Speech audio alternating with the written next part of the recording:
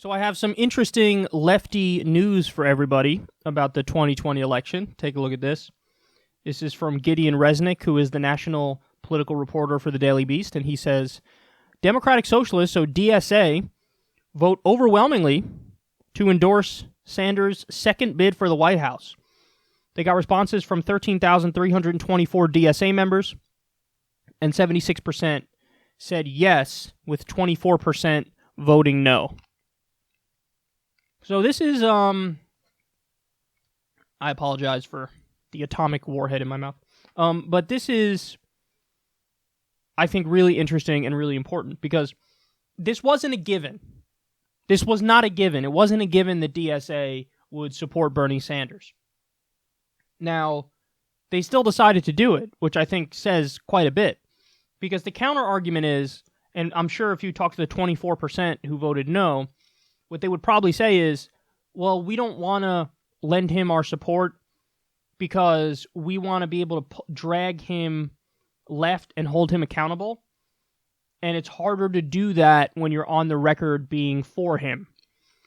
And it's easier to do that, make demands, try to hold him accountable, and make him work for your vote, basically, if you're in that 24% block that says no. I think that ultimately people decided, no, you could still hold him accountable and support him.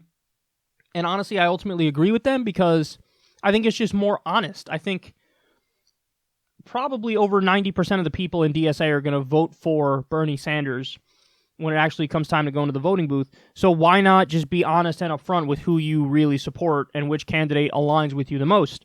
And I'm of the belief that you can hold politicians accountable even if you say, I support this politician. So I think that they made the right decision here, and I'm happy they made this decision. And it does go to show you something that we've been talking about on this show for a while, which is I think the left is at the point where they're saying, accept no substitutes. Accept no substitutes.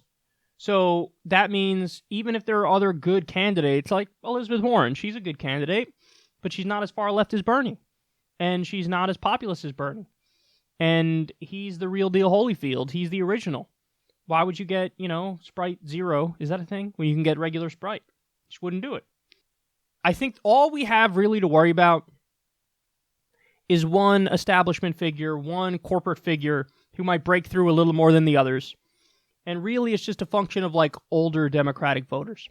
If the young people turn out and vote in this Democratic primary, Bernie's got it, hands down. If it's more older people who turn out and not as many young people, then you will have to worry about one of the corporatists. I don't know which one, but maybe Kamala. Kamala might make a run at it. So it's all about demographics and who turns out and how involved they are. But right now, Bernie's overwhelmingly the favorite, and this solidifies the base is still with him in massive numbers.